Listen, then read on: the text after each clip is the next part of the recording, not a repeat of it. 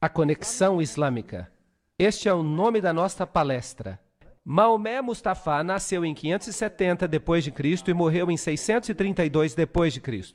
Ele fugiu para Medina em 622 d.C., depois da morte de Khadija. Quem era Khadija? Maomé se casou com Khadija quando ele tinha 25 e ela tinha 40 anos de idade. A prima dela, Waraqah, era também católica romana. E ela veio de um convento católico romano. Então podemos dizer que ela era uma freira católica romana. Ela era muito rica, ela vivia em um convento, ela praticamente controlava toda a economia em suas mãos. E ela deu emprego a esse jovem Maomé, com quem depois ela veio a se casar. O símbolo da religião islâmica é uma lua em forma de foice e uma estrela. Uma estrela dentro de uma lua em forma de foice. Mas de onde vem esse símbolo?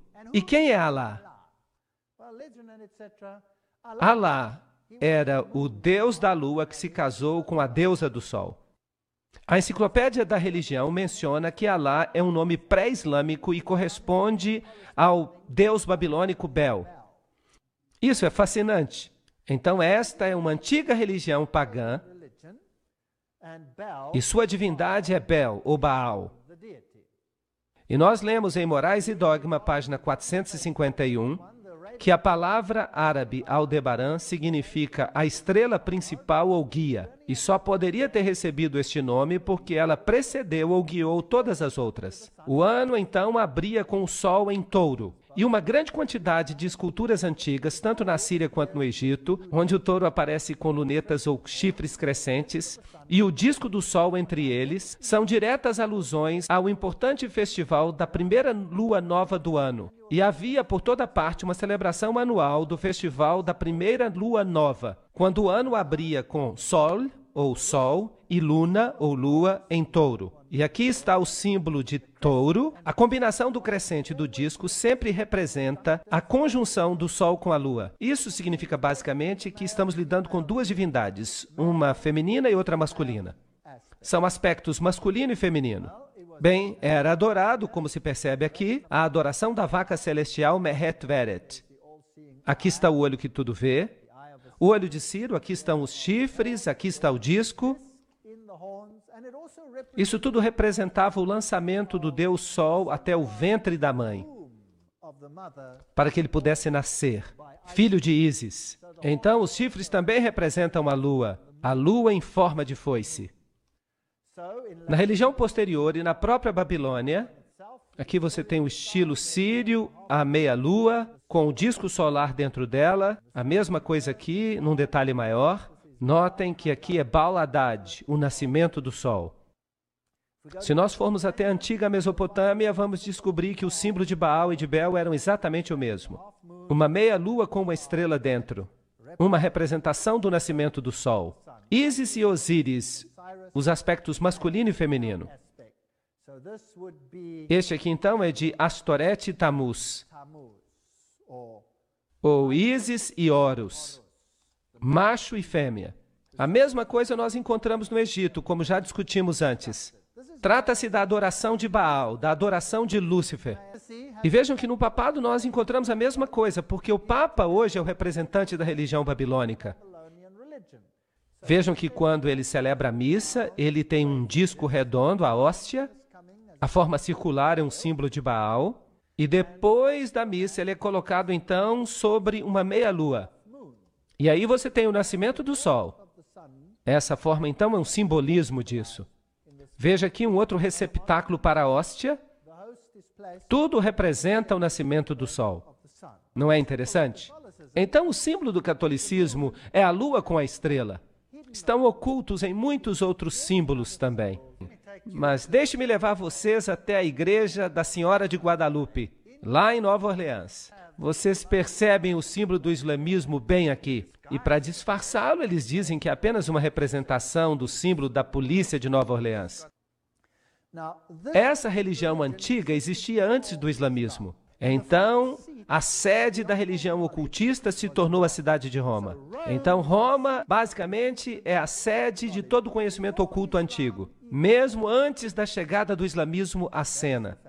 E esse antigo ocultismo tinha um inimigo potente. Quem era o inimigo? O cristianismo.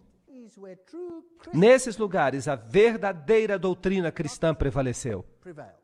Guardavam o sábado. Só em Alexandria e Roma não se guardava o sábado. É uma história interessante. Então, o símbolo que o catolicismo usa é a estrela e a lua em forma de foice. Eu fico imaginando quem fez a outra surgir. Obviamente, quem veio primeiro faz surgir quem veio depois, e não quem veio depois faz surgir quem veio primeiro. E sempre representam a Maria saindo de uma caverna. E é interessante que Maomé também recebeu toda a sua informação em uma caverna. Isso é paganismo. Isso nada tem que ver com o cristianismo. E é interessante que Maria está sempre numa caverna. Em Fátima, ela está numa caverna. Em Lourdes, ela está numa caverna. E o Papa faz visitas a essas cavernas. E ele adora nessas cavernas. Assim como Osíris representava o sol no folclore egípcio, Ísis representava a lua. Mas a verdade é que Osíris representa o macho, os poderes ativos e generadores da natureza, enquanto Ísis representava os poderes femininos passivos ou prolíficos. Vamos fazer uma viagem até um país islâmico hoje. Aqui está uma catedral católica em Amman. E eu estou tirando uma foto dessa catedral católica dentro de uma mesquita. E eu estou dentro da mesquita tirando uma foto dessa catedral católica que fica bem em frente dela. É interessante como a Igreja Católica e o islamismo ficam lado a lado em todos os países islâmicos. Mas se você souber que por trás dos bastidores, essas duas religiões são a mesma coisa. Então, se eu observo esse simbolismo, do lado de fora da catedral católica, eu tenho o símbolo do sol. É o símbolo da adoração ao sol. E a cruz, é claro, também símbolo do Deus solar. E aqui está o símbolo do sol. Eu atravesso a rua e eu vou até a grande mesquita de Abdullah. No portão você tem os símbolos do sol. É o mesmo simbolismo, a mesma religião. E lá no alto aqui você tem o símbolo da meia-lua. Era um símbolo de Baal, ou Bel. E se você observar essa cúpula gigantesca, você percebe os raios do sol. É um edifício magnífico. As roupas islâmicas, você pode olhar para as velhas freiras católicas e vocês vão perceber que as roupas são idênticas. As freiras católicas usam a mesma roupa que as mulheres islâmicas usam. Por trás dos bastidores, tudo é a mesma coisa. Estão orando ali com uma espécie de terço, e no catolicismo você também usa o terço. Você usa o rosário. E aqui você tem a mesma posição no mundo islâmico. O olho que tudo vê do islamismo. Esta é uma estrutura muito proeminente que é usada em todo o islamismo. Aqui está o olho de Hathor, o olho de Osíris. Aqui ele está num templo egípcio, num púlpito da Igreja Católica, outro numa catedral católica. O autor maçônico Carl Clary escreve: este é um dos mais antigos e mais difundidos símbolos que representam a Deus. Nós encontramos no Egito, na Índia, o olho aberto do Egito representava Osíris. Na Índia, Siva é representado por um olho. E a enciclopédia da maçonaria diz que o olho que tudo vê é um importante símbolo do Ser Supremo, tomado emprestado pela maçonaria da antiguidade. No mesmo princípio, os egípcios representavam Osíris. Então, o islamismo usa este símbolo e o catolicismo usa este símbolo. Só estou fazendo algumas comparações. Para os antigos egípcios, o olho direito simbolizava o sol e o olho esquerdo a lua. Vejam aí de novo os dois aspectos da divindade solar. E Bailey, então, menciona que o olho de Deus é Shiva, ou Siva, o destruidor. Lembre-se que Shiva é o deus hindu equivalente a Osíris. Shiva é também sinônimo de Satanás. Será que é possível que as duas religiões, no seu círculo interior, adoram o mesmo Lúcifer, mas que a massa externa não saiba nada sobre isso? Mas quem é Baal? De acordo com a enciclopédia da maçonaria, quando os israelitas faziam uma de suas apostasias periódicas para a idolatria, Baal parece ter sido um dos seus ídolos favoritos. Em Tiro, Baal era o sol e Astarote a lua. Então nós temos toda a evidência que eles sabiam bem o que estavam fazendo. Não há nenhuma contradição aqui, pois Sete é o demônio egípcio e Shiva é o deus hindu da destruição. Os dois nomes, Set e Shiva, são listados na Bíblia satânica como outro nome de Satanás. E Helena Petrovna Blavatsky afirma: agora temos que lembrar que Siva, Shiva, o Baal palestino, Moloque e Saturno são idênticos. Será possível que essas duas religiões tenham o mesmo mestre por trás dos bastidores e que as massas estão sendo enganadas, assim como acontece no catolicismo? São ótimas pessoas, mas são mantidas na ignorância. Se nós visitarmos algumas das igrejas católicas mais famosas, este aqui é o santuário de onde Maria supostamente ascendeu aos céus. Trata-se da grande catedral de Jerusalém. No chão você tem alguns símbolos pagãos, você tem todos esses símbolos interessantes de suporte à hóstia e pentagramas de cabeça para baixo, tudo símbolo de Lúcifer, e então nesta pintura uma estrela interessante. E esses dois quadrados, um dentro do outro, são representações de Ísis e Osíris. Vejam que estão dentro de uma igreja católica dedicada a Maria. E você se lembra que o livro Morais e Dogma nos disse que trata-se de um símbolo de Osíris. Isso significa que é um símbolo masculino fálico e o barco representa o útero. É uma representação muito safada, mas num ambiente agradável. Ninguém saberia o que isso de fato significa. Ninguém poderia imaginar que aquele é um símbolo obsceno, a menos que você leia o que os maçons dizem a respeito dele. Aqui está uma catedral católica romana, construída como um barco fenício. Agora, o que um barco fenício tem que ver com a Igreja Católica Romana? A menos que ele represente o útero. Vamos pedir a Albert Pike que explique isso para nós. Albert Pike escreve que Ísis e Osíris, os princípios ativo e passivo do universo, eram geralmente simbolizados pelas partes genitais do homem e da mulher. O lingam da Índia era a união de ambos, bem como o barco e o mastro, e o ponto dentro do círculo. Bem, aqui está a estrela do Islã. Não é interessante? As duas estrelas são idênticas. As estrelas do Islã em formas diferentes. Então nós descobrimos que há estrelas do Islã na Catedral Católica especialmente dedicada a Maria, e nós também a encontramos no mundo islâmico. São símbolos sexuais, são símbolos ocultistas. Agora eu vou dizer para vocês a história interessante de um homem que disse que era um jesuíta, Alberto Rivera. E ele alega que o cardeal Bea, general jesuíta, lhe deu instruções pessoalmente sobre a origem do Islã. E de acordo com Rivera, a Igreja Católica começou o islamismo com o propósito de dominar os árabes e garantir a segurança de Jerusalém. Fascinante. Isto é altamente ridicularizado na literatura. Claro. Qual foi o grande problema do catolicismo? Quem era o problema? Os verdadeiros cristãos. Os verdadeiros cristãos, porque o cristianismo tinha se espalhado no Oriente Médio. Não seria bom se estes supostos cristãos de Roma pudessem conseguir uma organização que erradicasse o cristianismo, substituindo por uma outra forma da sua própria religião, fundando uma organização. E eles são bons nisso. Quem foi que os jesuítas criaram? A maçonaria, para fazer sua obra. E eles então banem a maçonaria para que, se alguma coisa acontecesse, eles podiam dizer, bem, não fomos nós, foi a maçonaria. É o sionismo. Mas, de fato, é o catolicismo. Lembrem-se que Gary H.K. fala das antigas religiões de mistério, sob o controle dos maçons e dos Illuminati e do Concílio Mundial de Igrejas. Mas e se os verdadeiros místicos que controlam o cenário estão, de fato, em Roma? Mas e se eles controlam tudo, inclusive esta outra religião, através de pessoas de dentro? E se você monta o quebra-cabeças, com todas as referências que existem, há laços íntimos entre os templários e as sociedades secretas do islamismo.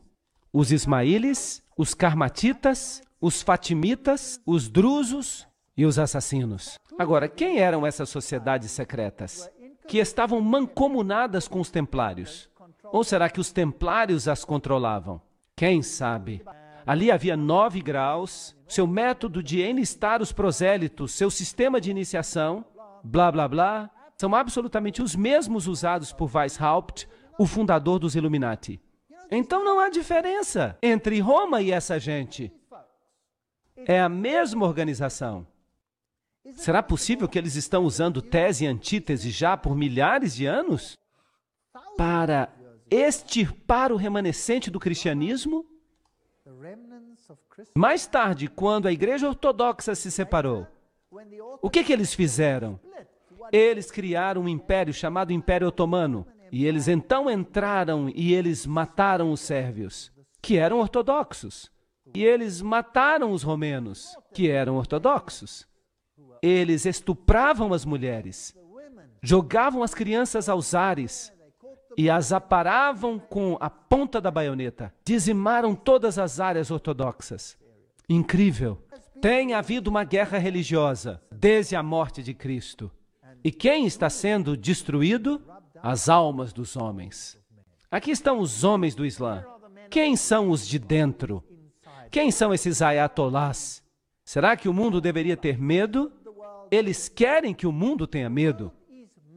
Você tem tese e antítese. Nas guerras mundiais, eles disseram, a ameaça é o comunismo. Eles queriam que você sentisse medo, para que você pudesse aceitar quaisquer mudanças necessárias para vencer a ameaça. E agora usam isso como a próxima ameaça, para criar a síntese que desejam. Vão esfregar as duas, uma religião contra a outra. A cultura dos judeus e dos cristãos, a cultura do Islã, vão esfregar uma na outra para que elas se destruam mutuamente, até que nada sobre, até que haja síntese. E então você vai ter uma religião mundial. E Lúcifer vai ficar alegre porque ele será o rei. Quem são esses homens do Islã? Eu já falava desse homem muito antes que alguém descobrisse que ele era um maçom do grau 33. Aí está o grau mais elevado da maçonaria. O que acontece aí, então? De novo, o engano mortal. Além disso, o altar, uma ordem árabe antiga, dos nobres do altar místico, encontra-se disponível aos maçons de grau 32 e aos cavaleiros templários que desejam participar. Então, a ordem mais elevada está disponível para que os membros dessas altas ordens se tornem participantes do altar. Agora, os membros do altar são da ordem árabe, e isso serve para os protestantes. É aí que a conspiração engrossa. Vocês acham que há uma ligação entre a maçonaria, os templários e o Islã? Entre o cristianismo e o Islã? Bem, eu acho que sim. Só os mais elevados maçons podem pertencer ao altar. O altar pertence a Alá, vocês sabiam disso? E vejam que ali estão os cristãos, assim chamados cristãos do grau 32. E eles já sabem que eles adoram a Lúcifer. E eles vêm até o altar. E o Corão está no altar. A Bíblia já foi embora. Quando você se torna um membro do altar, a Bíblia já foi embora. Nós selamos o nosso voto em nome de Alá, o Deus dos árabes, o Deus dos muçulmanos, de Maomé, o Deus de nossos pais. Uau! Será que Alá é que é o Deus dos nossos pais? Então a maçonaria nada mais passa do que uma antiga religião de mistério. E os jesuítas pertencem a essa antiga religião de mistério. E Islã é um tipo de antiga religião de mistério por trás dos bastidores. E quem você acha que controla tudo isso? Roma. Roma controla tudo isso. O que você acha de eu dizer que o catolicismo e o islamismo por trás dos bastidores são a mesma coisa? Aqui está o juiz Hagbed Idris, ex-governador e grão-mestre e soberano comandante da ordem egípcia. E aí você tem o seu simbolismo. E foi um maçom mesmo que me mostrou isso. Ele me diz que lá no Líbano, todos os grandes figurões do islamismo são maçons. Então a maçonaria, na sua ordem mais elevada, adora a Alá. A soma da lua com as estrelas. O que é isso? É a Torre de Babel. Aí está ela, no topo da Torre de Babel. Quem vai ser a rainha da Nova Babilônia? Maria. Mas quem é Maria? Maria Isis. Será? E no livro Isis Desvelada de Blavatsky, ela diz que Isis, a egípcia, é a mesma coisa que o seguinte: a Santa Isis, Mãe Universal, a Mãe dos Deuses, a Mãe de Horus, a Alma Máter do Universo, a Virgem Sagrada da Terra, a Mãe de todas as virtudes, a Ilustre Isis, Espelho da Justiça, Lótus Sagrada, Astarote, Rainha dos Céus, modelo de todas as mães, Isis, a Mãe Virgem. E ela continua.